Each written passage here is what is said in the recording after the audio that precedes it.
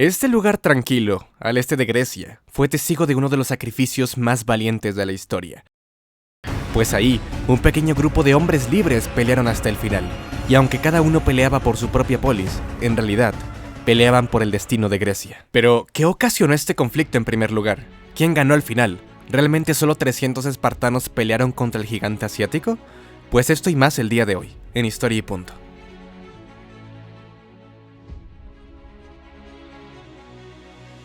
Hacia el 500 a.C., el Imperio Persa había alcanzado su máxima expansión. Cubría una inmensa franja del sur asiático, desde el río Indo hasta Asia Menor, un territorio de unos 3 millones de kilómetros cuadrados. El crecimiento de esta potencia durante la dinastía de los Aqueménidas había sido temible, hasta convertirse en el mayor y más poderoso imperio del mundo antiguo. Cuando algunas ciudades griegas de Asia Menor se rebelaron contra el dominio persa, se libraba un enfrentamiento entre este imperio y el mundo heleno. Fueron las guerras médicas, que durante años atizaron la diluida frontera entre las civilizaciones de Oriente y Occidente. En esta pugna sostenida, la batalla de Maratón en el 490 a.C. había significado una gran derrota para los persas. Los atenienses, liderados por Milcíades, se enfrentaron a las fuerzas persas invasoras dirigidas por el rey Darío I. A pesar de estar en desventaja numérica, los atenienses lograron una sorprendente victoria gracias a su estrategia y tácticas de guerra. El resultado de esta batalla fue que los atenienses derrotaron a los persas sin ayuda de los espartanos, ya que aunque les pidieron ayuda, estos estaban teniendo sus fiestas de las Carneas, por lo que llegaron 3 días después y se encontraron solo con una playa llena de cadáveres.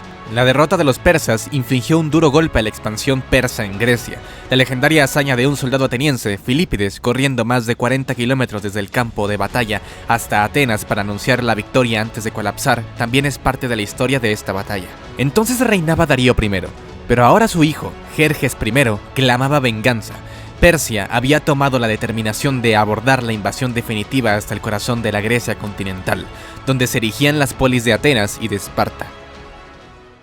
Las ciudades griegas, cuando conocieron la magnitud del ataque que se avecinaba, se reunieron en el templo de Poseidón del Istmo de Corinto, en el 481 a.C., y formularon un acuerdo vinculante que sellaba su alianza contra Persia. Pero las polis que se sumaron a este pacto, conocido como la Liga Helénica, fueron muy pocas. Hay que entender que no era una Grecia unida para aquel entonces, por lo que había un montón de desacuerdos entre las polis. Los persas, al mando de Jerjes, tenían planeado entrar a la Grecia continental mediante una entrada conocida como las Termópilas, un paso estrecho que a día de hoy se ve así debido al cambio del terreno en estos más de 2000 años, pero en ese momento era un corredor muy estrecho. La expedición persa no vio la necesidad de ocultar sus planes. De hecho, preparó la invasión en masa al descubierto, tanto mejor si el enemigo se sometía acobardado sin presentar batalla. Los persas mandaron 2 mensajeros, uno a Atenas y otro a Esparta, con una premisa: tierra y agua, la cual era el símbolo de sometimiento al imperio persa. Los espartanos no se dejaron intimidar y arrojaron a los mensajeros a un pozo. Los atenienses no se quedaron atrás, puesto que arrojaron a los mensajeros desde lo alto de la Acrópolis. El conflicto estaba más que pactado. Así el ejército de Jerjes estableció depósitos de alimentos, forraje y equipamiento militar a lo largo de la ruta que unía Asia Menor con la península helénica, en la costa del Egeo, en Tracia y en Macedonia. La flota que secundaba la invasión también estaba preparada para el combate.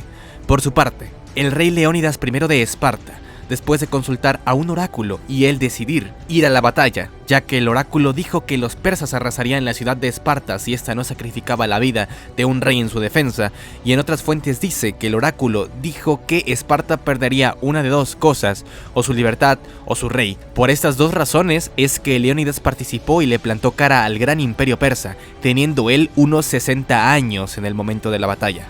Leónidas contó con su alianza con Atenas, con otras ciudades-estado de Grecia central y con algunas islas. Hubo lugares que se negaron a presentar batalla, como Tesalia, el primer pueblo con quien se encontrarían los persas después de cruzar Tracia y Macedonia. La verdad era que muchas ciudades griegas ya habían manifestado su intención de rendirse a la causa de los invasores por razones estratégicas. El panorama no era muy bueno, ya que habían 2 fiestas importantes que los griegos seguían a rajatabla y se oponían directamente a la defensa de Grecia: el Festival de las Carneas en Esparta, fiestas dedicadas a Apolo y Artemisa, y los Juegos Olímpicos, donde todo el mundo heleno participaba. Y la regla era que no se debía combatir. Por este motivo, cuando Leónidas tuvo que elegir a los hoplitas de las Termópilas, se quedó solo con hombres que tuvieran su descendencia asegurada, es decir, por lo menos un hijo varón. Fueron los famosos 300 espartanos que acompañaron a Leónidas en el campo de batalla, 300 espartriatas y unos pocos miles de hombres más, básicamente tespios y tebanos, arcadios, tegeatas, mantineos, orcomenios, corintios, fliuncios y micenios.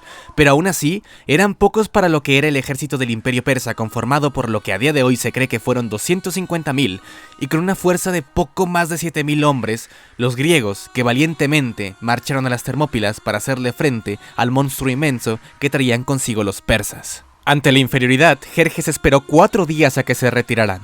No lo hicieron. Las Termópilas eran el último corredor defendible en Grecia sobre el istmo de Corinto, 200 metros de altura y solamente 30 metros de ancho, el único lugar donde la coalición tenía alguna oportunidad de defender sus territorios. Al quinto día, los persas iniciaron el ataque. En la primera jornada, las furiosas arremetidas del ejército imperial fracasaron. En la segunda sucedió lo mismo. Los griegos formaban en falange hoplítica sus escudos de bronce y largas lanzas que eran inflanqueables para los persas, que utilizaban escudos de mimbre y lanzas más cortas. La carnicería en las filas persas fue considerable, mientras que entre los griegos las bajas fueron muy escasas. En el angosto desfiladero de las Termópilas, los griegos alzaron como un muro de acero contra la marea persa que avanzaba implacablemente.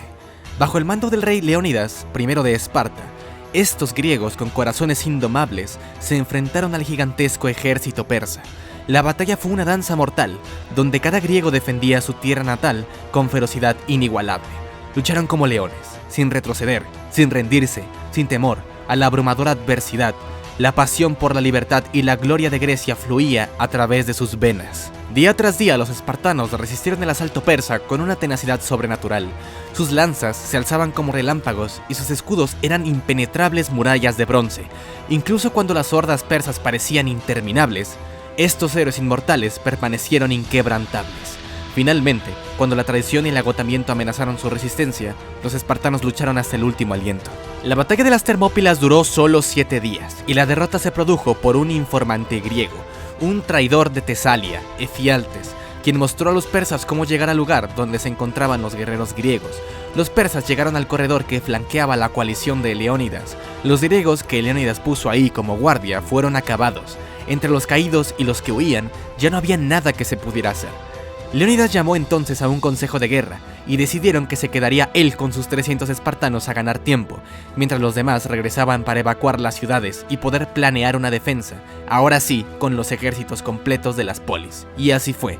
Muchos regresaron a su patria, mientras que pocos se quedaron con los espartanos. El número de griegos se redujo a unos 3.000 y la encarnizada lucha debía seguir. Una vez que los persas se dirigían hasta el sitio llevando consigo la muerte de numerosos griegos, Leónidas, el rey espartano, cayó gloriosamente en combate junto con sus espartanos y los demás griegos que se quedaron con él. Pero su sacrificio permitió que Grecia se uniera a una valiente resistencia contra los persas. Además de eso, le dio tiempo a los griegos a planear una estrategia para el contraataque. La batalla de las Termópilas se convirtió en un símbolo de la resistencia heroica contra la tiranía, un recordatorio eterno de que el espíritu indomable de unos pocos puede cambiar el destino de muchos. Tras las Termópilas, para los persas, el camino de Grecia se abrió de par en par. Por tierra invadieron rápidamente Beocia y el Ática. Llegaron hasta Atenas e incendiaron la ciudad, aunque fue desalojada a tiempo, y sus habitantes pudieron refugiarse en la isla de Salamina. El sacrificio de Leónidas y los demás griegos sirvió para retrasar el avance de los persas, dando así la oportunidad de armar el contraataque, el cual estaría tan bien coordinado que expulsó a los persas completamente. Lo comentaré brevemente, aunque podría hacer un video aparte hablando de eso si es que me lo dejan en comentarios. La batalla de Platea fue un enfrentamiento entre las fuerzas terrestres de la Liga Panhelénica contra las fuerzas terrestres persas de Jerjes I, comandadas por el general Mardonio.